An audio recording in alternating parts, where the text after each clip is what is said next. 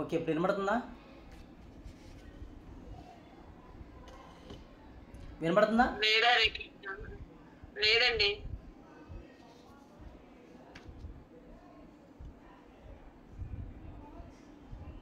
గురూజీ, మీ voice బానే ఉంది కదా. ఓ, ఇప్పుడు పోయింది మళ్ళీ. ఇప్పుడు వినబడుతుందా? వినపడుతుంది గురూజీ. ఓకే, అభి నీరజ్ ఎవరు? వినిపిస్తుంది, స్లోగా ఉంది సార్. ఓహో, అదేలేండి. అభి నీరజ్ ఎవరు? నమస్తే గురుగారు. ఎవరమ్మా మీరు?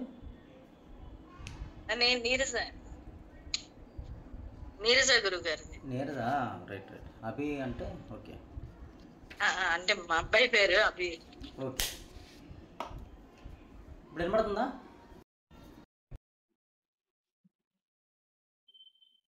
వినబడుతుంది కదా? రైట్. ఓకే, ఈరోజు ఆక్యుప్రెషర్ క్లాసు, మర్మ థెరపీ క్లాసు నేర్చుకుంటున్నాము. అనుకోకుండా ఈరోజు యోగ రహస్యాల హీలింగ్ క్లాస్కి మనము రావడం జరిగింది. ఎవరైతే యోగ రహస్యాల హీలింగ్ క్లాసు నేర్చుకుంటున్నారో వారి యొక్క జన్మ ధన్యమని చెప్తాను నేను. ఎందుకంటే ఇప్పటికీ నేను మీరు అందరం కలిపి ఎన్నో క్లాసులు ఎంతోమంది గురువుల దగ్గర అభ్యసించున్నాము. కొన్ని యోగా క్రియలు నేర్చుకుంటాము, కొన్ని ధ్యాన క్రియలు నేర్చుకుంటాము, కొన్ని జపాలు దీక్షలు తీసుకుని ఉంటాము, కొన్ని క్రియా యోగాల దీక్షలు కూడా తీసుకుని ఉంటాము.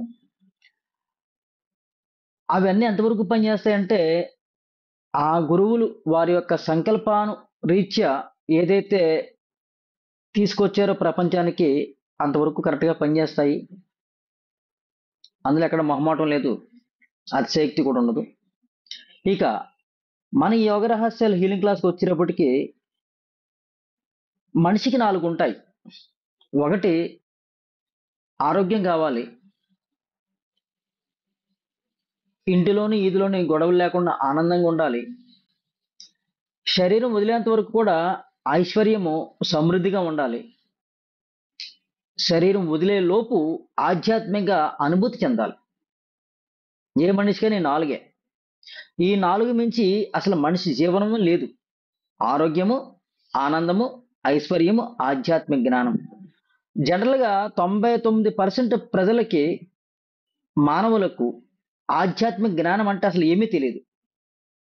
ఎంతవరకంటే ఇంట్లో పూజ చేసుకున్నామా, లేదు గుడికెళ్ళి పూజ చేసుకున్నామా, లేదు గురువులు ఇచ్చిన జపం చేసుకున్నామా, లేదు తీర్థయాత్రలు తిరిగామా, లేదు గంగా యమున కృష్ణా నది ప్రాంతాల్లో మునకలు వేశామా, లేదు ఇంకా ధ్యానం నేర్చుకున్నామా, ధ్యానం చేస్తున్నామా, లేదు క్రియాయోగ దీక్షలు తీసుకున్నామా, ఆ క్రియాయోగ దీక్షలు పూర్తి చేసుకుంటున్నామా, గురువులు చెప్పినట్టుగా చేస్తున్నామా, ఇంతవరకు ఉంటాయి తప్ప ఇవి ఎంతవరకు పనిచేస్తాయి, ఎంతవరకు పనిచేస్తున్నాయి, ఆత్మనైన నేను ఎంతవరకు ఉన్నతీకరణ చెందాను అన్న విషయం ఎవరికి తెలియదు, అర్థం కాదు కూడా. ఇన్ని మాలలు జపం చేయండి, ఇన్ని గంటలు ధ్యానం చేయండి, రోజుకి ఇన్ని క్రియలు చేయండి, లేదంటే నిరంతరము నామస్మరణ చేయండి, మీరు భగవద్ధామంలో వెళ్తారు అని చెప్తారు. నేను ఆ కోవలోంచి వచ్చిన వాడినే, ఇదేం తప్పు కాదు. కానీ ఎంతవరకు నేను ఉన్నతీకరణ చెందాను, ఎంతవరకు నేను ఆధ్యాత్మిక అభివృద్ధి చెందాను, లేదు ఈ ప్రక్రియలో నాకు ఆరోగ్యం నాకు సహకరిస్తుందా, నా శరీర ఆరోగ్యము నాకు సహకరిస్తుందా, లేదు ఈ భూమి మీద జీవించేంత వరకు నేను ఆనందంగా జీవిస్తున్నానా,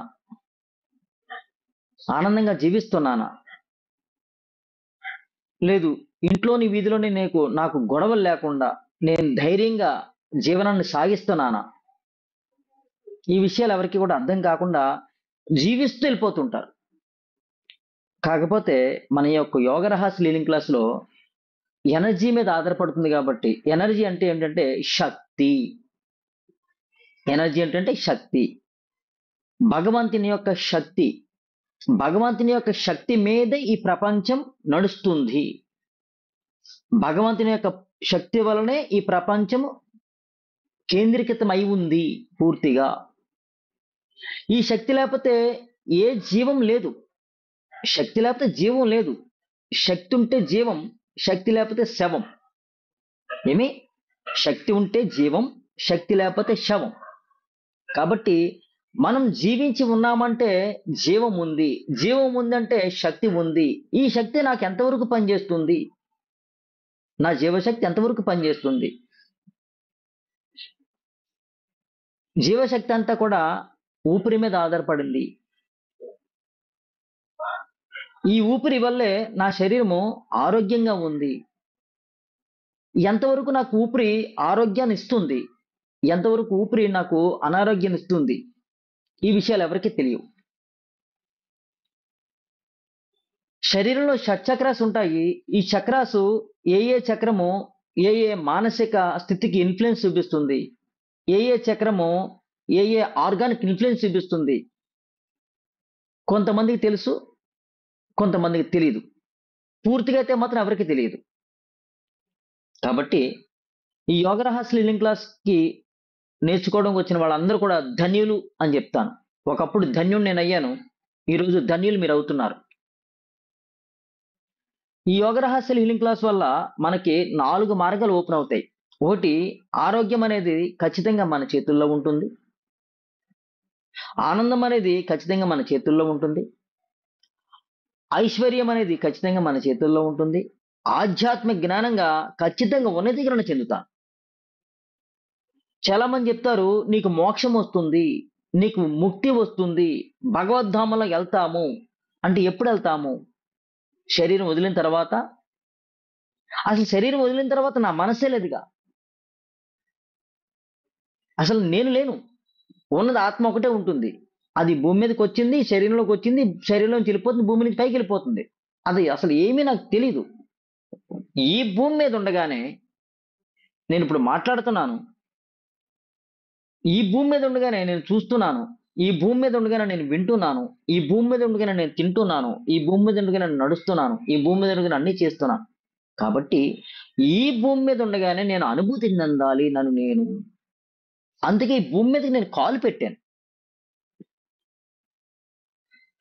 అంతేకాని ఎక్కడో నేను పైలోకంలోకి వెళ్ళిపోయిన తర్వాత భగవద్ధాములోకి వెళ్తానో, ఏ భగవద్ధాములోకి వెళ్తానో, అసలు భగవంతుడు ఎవరో, నేనెవరో, ఎక్కడికి వెళ్తానో ఏమీ తెలియదు నాకు.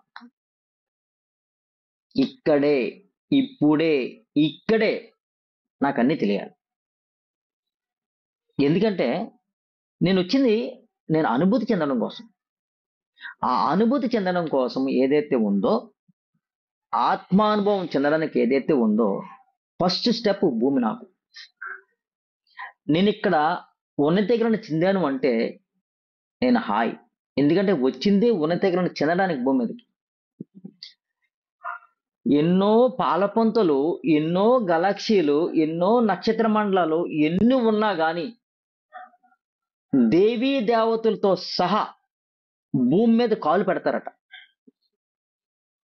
వారిని వారు ఉన్నతీకరణ చెందడానికి, వారిని వారు అనుభూతి చెందడానికి, వారిని వారు చూసుకోవడానికి దేవీ దేవతలందరూ కూడా ఈ భూమి మీదకి కాలు పెడతారు. ఇక్కడే వారు ఆనందాన్ని అనుభూతి చెందుతారు. ఇక్కడ భూమి మీద తప్ప ఇంకా గెలాక్సీల్లో ఏ గెలాక్సీలో కూడా, ఏ మండలంలో కూడా, ఏ గ్రహాల్లో కూడా అనుభూతి చెందడానికి లేదట. కేవలం భూమి మీద మాత్రమే ఆ అద్భుత ఆనందాన్ని అనుభూతి చెందగలరట. అందుకే దేవీ దేవతలందరూ కూడా ఎప్పుడు వస్తాము భూమి మీదకి, ఎప్పుడు వస్తాము భూమి మీదకి, ఎప్పుడు వస్తామని ఎదురు చూస్తూ ఉంటారు. ఓకేనా? సో అట్లాంటి భూమి మీదకి మనం వచ్చి, అట్లాంటి భూమిలో మనం జీవిస్తూ ఈ యోగ రహస్య లీలింగ్ క్లాస్ నేర్చుకుంటామంటే మన జన్మ ధన్యము. దీనికి మించింది లేదు, ఇంకా రాదు, రాబోదు కూడా. నేను ఎన్నో గురువుల దగ్గర ఉపాసనలు తీసుకుని ఎంతో కష్టపడి ఎన్నో ప్రయోగాలు చేసి చేసి తెలుసుకున్నది అనుభవం ఏంటంటే ఈ యోగ రహస్యాల్లో మనం పొందే అనుభవము ఇంకా ఏ యోగ ప్రక్రియలోని ఉండదు, లేదు, రాదు కూడా. అందుకని మనము హృదయపూర్వకంగా పరబ్రహ్మ స్వరూపానికి కృతజ్ఞతాభివందనలు తెలియజేసుకుందాం.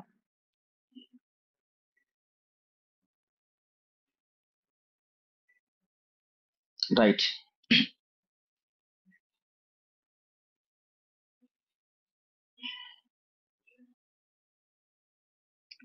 నాకులాంటి భక్తుడట గొప్ప భక్తుడట.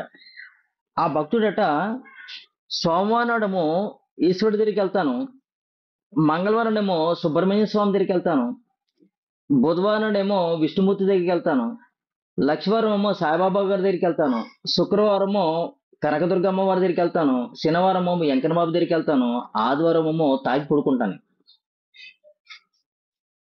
ఓకేనా? ఎందుకంటే నాకు హాలిడే కదా, బాగా మాంసం తాగి పడుకుంటాను. ఓకే, పక్కనడితే అనుకోకుండా అందరూ కొంచెం అన్మిట్లోకి వెళ్ళండి. ఎవరైతే మీట్ అవ్వండి, మీట్ అవ్వండి. ఓకే. అనుకోకుండా ఈ చాలా గొప్ప భక్తుడు అనమాట. ప్రతిరోజు ఇంక ఖాళీ ఉండదు దీనికి. ఇలా వెళ్ళడము రావడము, ఒక ఆదివారం తప్ప. ఆదివారం మాత్రం ఏ గుడికి వెళ్ళడం, కుటుంబంతో ఉంటాడు. ఒక చాలా భక్తుడు, మంచివాడు, బాగుంది. చక్కగా మాంసం తినేస్తాడు, పడుకుంటాడు, బాగుంది. పక్కన పెడితే ఒకరోజు అనుకోకుండా ఫ్లడ్స్ వచ్చినాయట. ఫ్లడ్స్ వస్తుంటే మన యొక్క మిలిటరీ వాళ్ళందరూ ఉంటారు కదా, వాళ్ళందరూ కూడా పడవలు తీసుకొచ్చి ఫ్లడ్స్ వస్తున్నాయి కాబట్టి ఈ ఊరు నుంచి వేరే ఎత్తైన ప్రదేశానికి తీసుకెళ్ళిపోవాలి వీళ్ళందరినీ, ఊళ్ళో ఉన్న ప్రజలందరినీ. ఒక్కొక్క కుటుంబం దగ్గరికి వచ్చి రండి అంటున్నారు, వస్తువులు వేసుకుంటారు, మనుషులు వేసుకుంటారు, తీసుకెళ్ళిపోతున్నారు. ఒక్కొక్క పడవ, చాలా పడవలు వస్తున్నాయి. ఆ పడవల్లో ఎంతమంది ఎక్కిపోవాలి అంతమందిని ఎక్కి తీసుకెళ్ళిపోతున్నారు. ఇప్పుడు ఈ గొప్ప భక్తుడు ఇంటికి వచ్చాడనమాట. వచ్చేటప్పటికి స్వామి రండి రండి రండి అంటే, లేదు లేదు నేను మహాభక్తుడిని, నేను కుదరదు, నేను ఆ శివుడికి నేను అభిషేకం చేస్తుంటాను, సుబ్రహ్మణ్య స్వామికి నేను పూజ చేస్తుంటాను, విష్ణుమూర్తికి నేను స్తోత్రం చేస్తుంటాను, సాయిబాబా వారిని వేడుకుంటూ కూర్చుంటాను, ఇంకా అమ్మవారిని ఇంకా మామూలుగా కాదు, కుంకుమ పూజ, ఇంకా ఆవిడకి మొత్తం కుంకుమతో నేను దింపేస్తుంటాను, ఆవిడ ముంచేస్తుంటాను కుంకుమతోని. సమస్య లేదు, వెంకన్నమాతకి రోజు ప్రదక్షిణ చేసేస్తుంటాను, కాబట్టి నేను మీతో రాను, నేను వాళ్ళు వచ్చి కాపాడతారు అన్న. ఓకే, వీళ్ళు వెళ్ళిపోయారు. మరలా వచ్చాడు ఇంకో నాయకుడు వచ్చాడు అనమాట. బాబు రండయ్య బాబు అని. లేదు లేదు లేదు, నాకు భగవంతుడు ఉన్నాడు, ఆయన కాపాడతాడు. ఓకే, ఏ భగవంతుడు కాపాడతాడయ్యా అంటే, నేను చెప్పాను కదా మీకు ఇందాక ఆల్రెడీ చెప్పాను, నాకు శివుడు ఉన్నాడు, సుబ్రహ్మణ్య స్వామి ఉన్నాడు, లేకపోతే ఆంజనేయ స్వామి ఉన్నాడు, లేదంటే విష్ణుమూర్తి ఉన్నాడు, సాయిబాబా ఉన్నారు, అమ్మవారు ఉన్నారు, ఈ వెంకన్న బాబు ఉన్నారు, వీళ్ళందరిలో ఎవరో ఒకటి కాపాడతారు. సరే, ఇంకొకటి వచ్చాడు. ఇలాగా 7 నావికులు వచ్చారు, వెళ్ళిపోయారు. ఈలోపు వరద వచ్చేసింది, ముంచేసింది.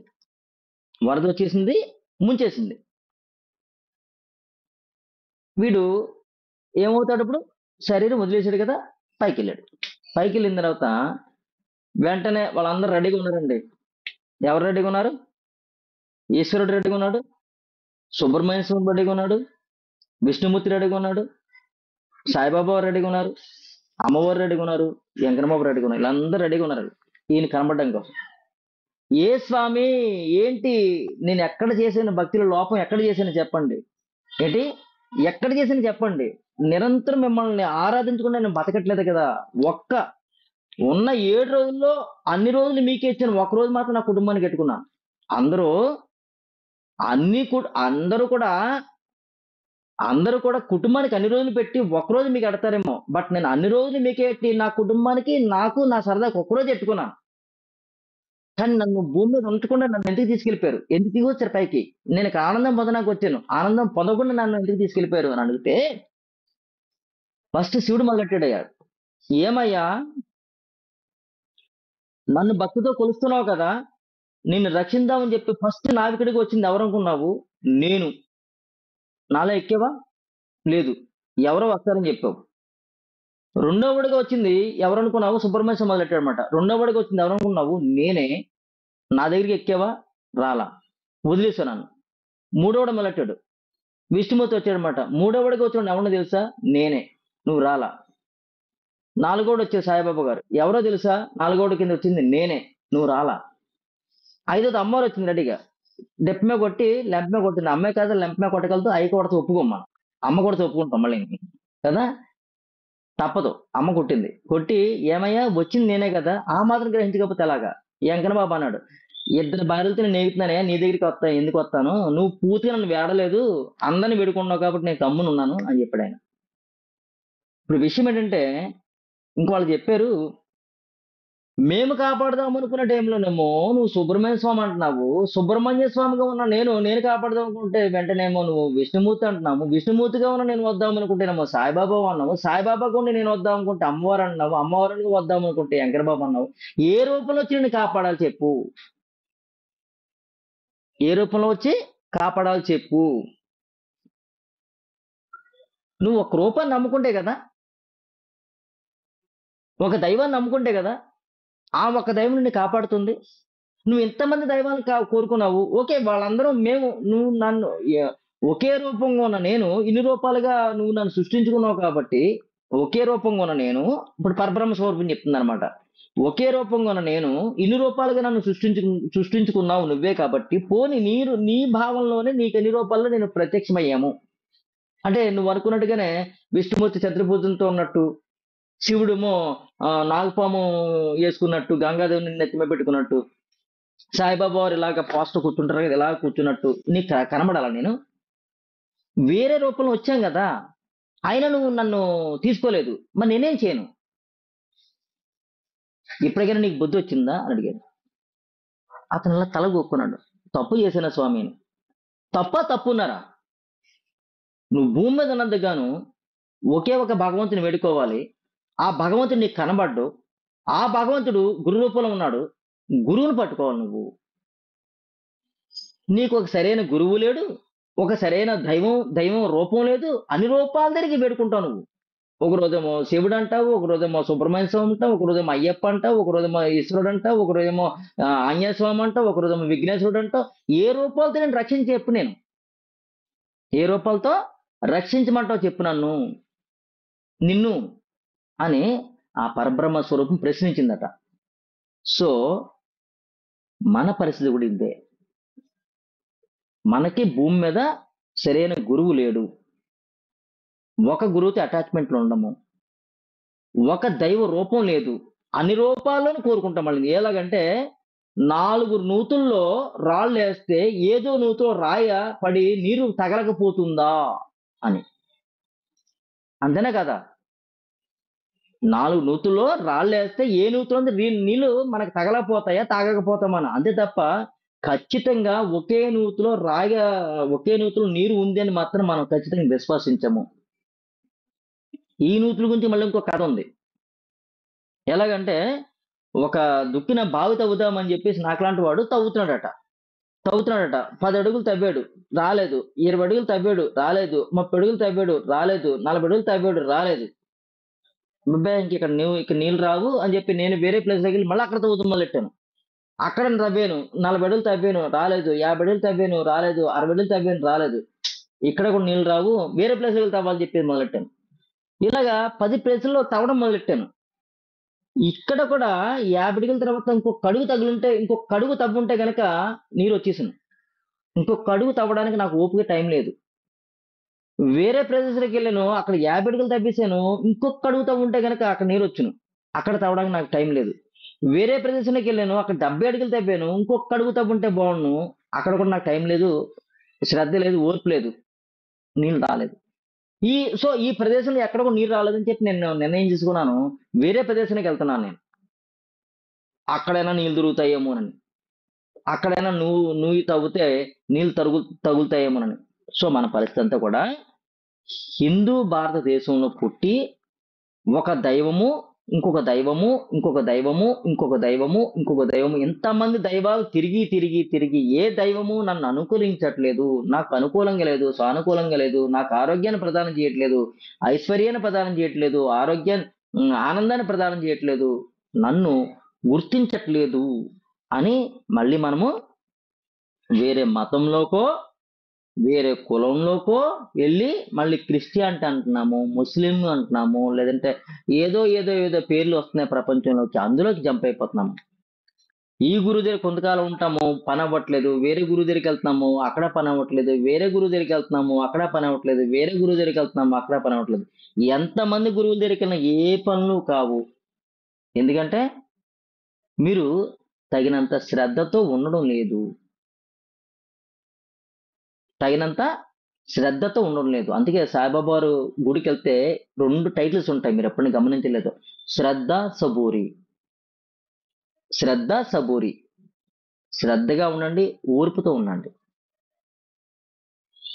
మీరు ఏదన్నా ఇలా ఇలా కోరగానే మీకు అలా జరిగిపోవడానికి మీరు ఏదన్నా మహాత్ముల? నిరంతరము కామ క్రోధ లోభ మోహ మదమాచర్యలు అన్ని అరిషడ్ వర్గాలతో మమేకమే ఉన్న మనము ఇలా ఇలా ఇలా గాలి వేగిన అలా చేపడిపోవడానికి మనమేనా మహాత్ములమా? కాదు. నిరంతరం స్వార్థంతో ఉంటున్నాము, నిరంతరం జలసితో ఉంటున్నాము, నిరంతరం అసూయతో ఉంటున్నాము, నిరంతరం బాధతో ఉంటున్నాము, నిరంతరం ఏదేదేదో తత్వాలతో ఉంటున్నాము.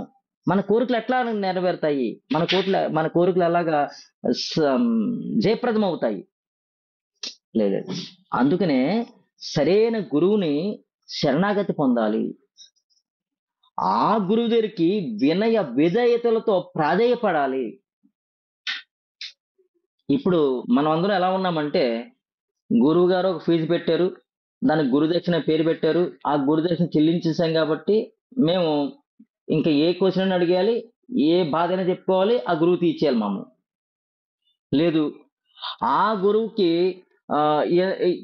ఎంత పారితోషికం ఇవ్వాలి, లేదంటే గురు దక్షిణ ఎంత ఇవ్వాలి, లేదంటే గురువుకి ఎంత సమర్పించాలి, మళ్ళీ లెక్కలు, దానికి ఇన్స్టాల్మెంట్లు, లేకపోతే దానికి మళ్ళీ ఏదో కొరతలు, ఏదో ఏదో కాదు. గురువు కట తన్ దన్ మన్ అర్పించాలట. ఏది?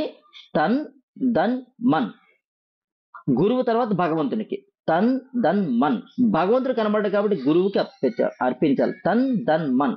తన్ దన్ మన్ అంటే, తన్ అంటే తనువు అంటే శరీరము, ధన్ అంటే ధనము సంపద, మన్ అంటే మనసు. ఎంత అర్పించాలి అంటే, ఒక గురువు దగ్గర ఒక విద్య నేర్చుకోవాలంటే 12 సంవత్సరాల కాలం పాటు, ఎంత? 12 సంవత్సరాల కాలం పాటు గురువుకి సేవ చెయ్యాలి శరీరంతో. తన్ దన్ 12 సంవత్సరాల కాలం కాదు, తన యొక్క జీవితాంతము ధనము సంపాదించి గురువుకి అర్పించాలి.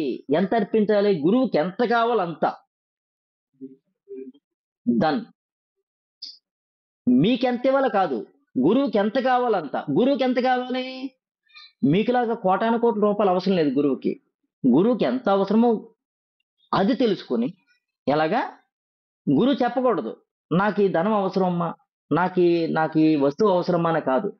గురువు దగ్గరికి వచ్చి ఏ వస్తువు అవసరమో, ఏ ఆహారం అవసరమో, ఏ ధనం అవసరమో, ఎంత అవసరమో తెలుసుకుని, ఇంకా తెలుసుకోకుండా కూడా మానసికంగా గురువు యొక్క అనుచరణలో ఉంటూ గురువుకి ఏది కావాలో తెలుసుకుని అప్పుడు గురువుకి ధనాన్ని సమర్పించాలట.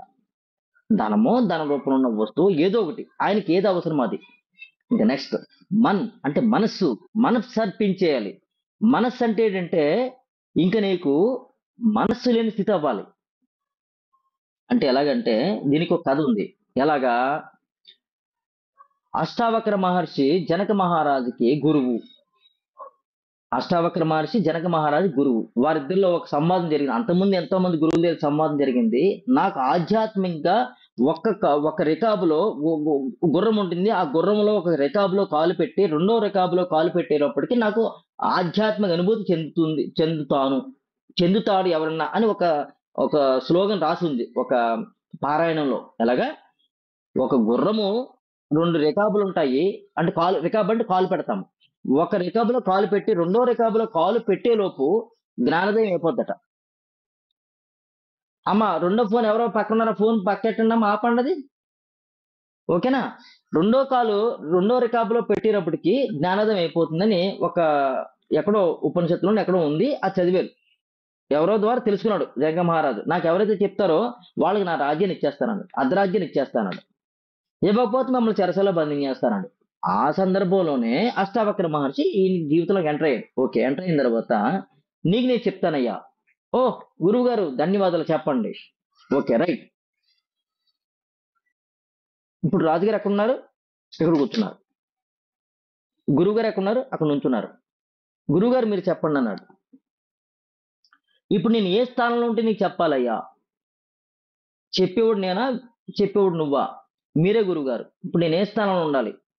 వెంటనే లెగిసిపోయి కూర్చోండి గురువుగారు అన్నాడు. గురువుగారు వచ్చి కూర్చున్నాడు.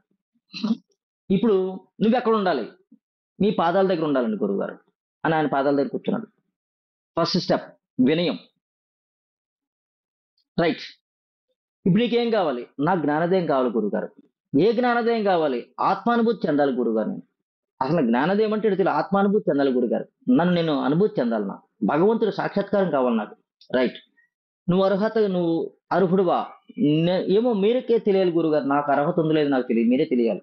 ఓకే, మరి నీకు ఆ జ్ఞానోదయం కలిగించాలంటే మీకు నాకు నువ్వేమి ఇస్తావు? గురుగారు మీకేం కావాలో అది ఇస్తాను గురుగారు, మీకేం కావాలో అది ఇస్తాను. నా రాజ్యాన్ని ఇచ్చేయమంటారా? చెప్పండి. సరే చెప్తాను.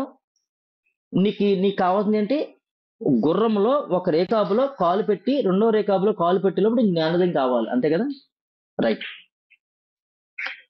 గుర్రాన్ని తీసుకురా అన్నాడు. ఒక తెల్లని గుర్రం తీసుకొచ్చారు. అమ్మ ఎవరో కొంచెం పక్కన డిస్టర్బ్ మాట వస్తుంది. శ్రీనివాస్ గారు మీరు మీట్ అవ్వండి. శ్రీనివాస్ గారు, హిరణ్యమయ్య నువ్వు కూడా మీట్ చేసుకో తల్లి. శ్రీనివాస్ గారు మీట్ చేసుకోండి. మీట్ చేసుకుని మీ పక్కన శబ్దం ఏమైనా వస్తుంది అనుకుంటా. సరే, రెండో రికాబులో కాలు పెట్టేటప్పటికి నీకు కావాలన్నావు కదా, నువ్వు గుర్రం తీసుకురా అన్నాడు. మంచి గుర్రం తీసుకొచ్చారు, తెల్లని గుర్రము. అయితే మన ఇద్దరు కలిపి ఏకాంత ప్రదేశానికి వెళ్ళిపోవాలి, అడవిలోకి వెళ్ళిపోవాలి, పద అన్నారు. సరే, ఇలా అందరూ కలిపి బయలుదేరిపోతుంటే మంది మార్బలం వస్తుంది. మంత్రులు, సైన్యాధిపతులు, భటులు అందరూ వస్తారు కదా, వీళ్ళందరూ ఎక్కడ ఉండిపోవాలని చెప్తాడు. మన ఇద్దరం ఏకాగ్రత ఉండాలి ఇక్కడ. చెప్పిన తర్వాత ఒక రాజుగారు వెంటనే మీరు ఇక్కడ ఉండిపోండి అని చెప్పారు. ఇప్పుడు ఇద్దరు కలిపి ముందుకెళ్ళారు. ముందుకెళ్ళిన తర్వాత అడవిలోకి వెళ్ళిపోయారు. గురువుగారు నేను ఇప్పుడు రెడీ అన్నాడు. నువ్వు సిద్ధంగా ఉన్నావా అని అడిగాడు అష్టావకుడు. నేను గురువుగా నేను రెడీ అన్నాడు. రైట్. ఇప్పుడు ఏం చేయాలి గురుగారు? ఇప్పుడు నీకు నేను గురువుని కదా? అవునండి. నాకు గురు దక్షిణ ఇవ్వాలి కదా నువ్వు ముందర? అవునండి. ఏమి ఇస్తావు? మీకేం కావాలో ఇస్తాను గురువుగారు. ఇందాక చెప్పాను కదా, మళ్ళీ రెండో మాట ఉండదు. నా ఆస్తిగా, నా యొక్క రాజ్యం కావాలా, నా యొక్క మంది కావాలా, మార్బలం కావాలా, ఏం కావాలి చెప్పండి గురుగారు, మీకు ఇచ్చేస్తాను. ఏం అక్కలేదు, నాకు నీ యొక్క మనసుని ఇచ్చానడు. రైట్. దారబోహత్తను గురుగా అని చెప్పి నీళ్ళు తీసుకొచ్చి దారబోసారు చేతులకు. అంటే ఇంకా జనక మహారాజ్ దగ్గర మనసు లేదు, ఆ మనసు గురువు గారికి అప్పచెప్పేశారు. ఇప్పుడు గుర్రం ఎక్కన్నాడు. ఒక కాళ్ళు రేకాబులో పెట్టాడు, రెండో రేకాబులో కాలు పడ్డానికి లేపుతున్నాడు. కాలు లేపక ఆపే అన్నాడు అంతే. ఆపేసాడు. ఇంక రెండో ప్రశ్న లేదు. రెండో ప్రశ్న ఎందుకు లేదు? ప్రశ్నించడానికి మనసు ఉంటేగా. మనసు ఉంటేనే ప్రశ్న వస్తుంది. వినడానికి కూడా మనసు ఉంటేనే వినడానికి ఉంటుంది. ప్రశ్నించడానికి మనసు లేదు, అలా నుంచి పెట్టాడు అంతే. అష్టావక్రం చక్క వెళ్ళిపోయాడు. అలా వదిలేసి ఏం జరిగిందో తెలియదు, వెళ్ళిపోయాడు. ఇంకా ఇతను కూడా జనక మహారాజు గురువు రెడ్డి వెళ్ళిపోయాడు అనుకోవట్లేదు. ఎందుకంటే మనసే లేదు అతనికి. నుంచోమన్నాడు, ఎక్కమన్నాడు, ఎక్కాడు, కాలు ఆపేమన్నాడు, ఆపేశాడు అంతే. మధ్యాహ్నం అయిపోయింది. జనక మహారాజు అష్టావక్రుడు వెనక్కి రాలేదు. సాయంత్రం అయిపోయింది, చీకటి పడిపోతుంది. ఏంటి అష్టావక్రుడు ఎక్కడికో ఈ వంకర, అష్టావక్రుడు అంటే వంకర ఉంటాడు అనమాట. అతను తీసుకెళ్ళిపోయాడు. ఎక్కడికి వెళ్ళిపోయాడు ఏంటి ఎవరికి అర్థం కావట్లేదు. వెంటనే మంత్రి గారు మార్బలాన్ని వేసుకుని వచ్చారు. అడవిలోకి వచ్చినప్పుడు బాగా చిమ్మ చేటికి ఒకటిగా ఉంది. జనక మహారాజు కాళ్ళు పైకి లేపు అలా వదిలేసి కూర్చున్నాడు. మహారాజా అని పిలుస్తున్నారు, ఎవరు పలకట్లేదు. అతను కుదుపుతున్నారు, పలకట్లేదు. అతన్ని గుర్రం నుంచి లేపి కూర్చోబెట్టి పల్లకిలో కూర్చోబెట్టి ఇంటికి తీసుకెళ్లారు. ఇంక ఉలుకోలేదు, పలుకోలేదు, మాట లేదు, మంపలేదు. పిలుస్తుంటే పలకడు, మంజులు తాగమంటే తాగడు, తినమంటే తినడు. ఎలా కూర్చుంటే అలా ఉండిపోయి కూర్చోబెట్టాడు. వాళ్ళందరూ అలా కూర్చుని పెట్టంతే. ఇంకా కళ్ళు తెరవట్లేదు, మాట మాట్లాడట్లేదు. అసలు ఏం వినబడుతుంది కూడా ఏం అర్థం కావట్లేదు ఎవరికైనా. ఏదో అయిపోయింది, ఈడేదో చేసాడు ఆ వంకరోడు, దొరికితే చెదగొట్టేద్దాం అనుకున్నాడు. కానీ చెదగొట్టేద్దాం అంటే మళ్ళీ ఏం చేసాడో తెలదు, అతను చెదగొడితే మళ్ళీ బాగు చేస్తాడో బాగు చేయడో తెలదు. ఎక్కడున్నాడు చూడండి రా బాబు అని చెప్పి బట్టలు పంపితే మనాడు పొద్దున్న దొరికాడు అష్టవకుడు. దొరికిన తర్వాత తీగొచ్చిన తర్వాత ఏమయ్యా మళ్ళీ తెరదామంటే భయం. ఎందుకంటే మరి మహారాజు ఇక్కడ ఎలా ఉండిపోయాడు, మంత్రి గారు మళ్ళీ వినాయకులతో మా గురువు గారి పరిస్థితి ఏంటి బాబు, మా మహారాజు గారి పరిస్థితి ఏంటి బాబు అని అడిగితే, ఏంటి మీ మహారాజు గారి పరిస్థితి ఏంటి, ఏమైంది మీ మహారాజు గారు, ఏమైందంటారండి, మీరు తీసుకెళ్లారు కదా, తీసుకెళ్లిన వ్యక్తి ఎలా ఉన్నాడు అలా ఉండిపోయాడు, రాత్రి వరకు రాలేదు, మేము వస్తేనే కానీ కదలలేదు మెదలలేదు, మీకు వచ్చి పలకలోకి వచ్చి కూర్చోబెట్టాం, ఇంకో రాత్రి అదే పరిస్థితులు ఉన్న విగ్రహం లాగా మాట్లాడట్లేదు, తినట్లేదు, మంచిని తాగట్లేదు, పడుకోవట్లేదు, ఏం చేయాలి, కూర్చోమంటే కూర్చోండి అంతే. ఇంక పడుకుందామని ఆలోచన కూడా అతను రావట్లేదు, అర్థం కావట్లేదు, మేము పడుకోబెట్ట కూడా అర్థం కావట్లేదు, మాకు ఏం చేశారు చెప్పంటే, ఏమయ్యా రాజా ఏంటి వీళ్ళందరూ బాధపడుతున్నారు అనగా అడిగాడు. గురువుగారు నమస్కారం. ఏమయ్యా వీళ్ళందరూ బాధపడుతున్నారు, ఎందుకు బాధపడుతున్నారు నాకేం తెలుసండి. అప్పుడు మంత్రి గారిని అడిగారు, ఏమయ్యా మంత్రి ఎందుకు నువ్వు బాధపడుతున్నావు, అదేటి గురు రాజా మీరు అలా ఉండిపోయారంటే, నేను అలా ఉండిపోయినా బాగానే ఉన్నాను కదా అన్నాడు. మధ్యలో ఏం జరిగింది, అతనికి పూర్తి జ్ఞానోదయం అయింది. ఎందుకంటే గురు వాక్య పరిపాలన చేశాడు, మనస్సు అర్పించాడు కాబట్టి, ఇంకా మనసు రాజుకు లేదు కాబట్టి మనసు లేని స్థితిలో జ్ఞానోదయం అయిపోయింది. అతను తానేంటో తెలిసిపోయింది. ఓకే నువ్వు సేఫా, నేను చాలా సేఫ్ గురుగారు, వీళ్ళందరూ వెళ్ళిపోమను, మళ్ళీ వీళ్ళందరూ గెట్అవుట్ బయటికి వెళ్ళిపోయారు అందరూ. అప్పుడు చర్చాగోష్ఠి నడిచింది అనమాట, ఆధ్యాత్మిక ఆత్మకథ యొక్క చర్చాగోష్ఠి నడిచింది అక్కడి నుంచి. అప్పుడు జనక మహారాజు లాస్ట్లో చెప్పాడు, నేను ఈ శరీరాన్ని కాదని పూర్తిగా అద్వైపింది గురుగారు, నేను ఈ మనసుని కాదని అద్వైపింది గురుగారు, ఈ చిత్తాన్ని కాదని అద్వైపింది గురుగారు, ఈ అహంకారాన్ని కాదని అద్వైపింది గురుగారు అని లాస్ట్లో చెప్పాడు. ఎందుకంటే ఈ మధ్యలో చాలా చర్చాగోష్ఠి నడుస్తుంది. ఇక్కడ మీకు అందరికీ అర్థమవుతుంది ఏంటంటే, గురువు దగ్గరికి వచ్చి ఆంక్షలు పెట్టకూడదు, అధికారం చెలాయించకూడదు, గొప్ప దాన్ని లేదా గొప్పవాడిని అన్న ఫీల్ రాకూడదు. ఆ స్థితిలో కానీ సరైన జ్ఞానం అందదు, సరైన విద్య అందదు, సరైన స్థితి రాదు, మీ బాధలు తీరవు, మీ కష్టాలు తీరవు. తల్లికి తండ్రికి ఒక హక్కు ఉంటుంది, తల్లి దగ్గర తండ్రి దగ్గర ఒక హక్కు ఉంటుంది. ఆ హక్కు గురువు దగ్గరికి ఉండదు, మళ్ళీ దేవుడి దగ్గర అసలు ఉండదు. తల్లిని తండ్రి మనం గదాయించి డిమాండ్ చేసి అడుగుతాం, బట్ గురువు దగ్గరికి భగవంతుడి దగ్గరికి లేదు. వినయ విధేయత ప్రాధేయత శరణాగతి చెందితేనే కానీ ఏది రాదు. సో 12 సంవత్సరాలు సుశ్రుత చేస్తేనే కానీ గురువు 12 సంవత్సరాలకి ఇంకా ఒక్క రోజు ఉందనగానే అప్పుడు ఇస్తాడట ఒక్క వాక్యము, ఒక మంత్రము, ఒక తంత్రము, ఒక విద్య, ఉపాసన ఇస్తాడట. ఇప్పుడు నువ్వు దీంతో నువ్వు ఉపాసన చెయ్యని పంపుతాడు. ఈ ఒక్క ఉదాహరణకు ఓం నమ శివాయ ఓం అనే పంచాక్షర మంత్రం తీసుకుందాం.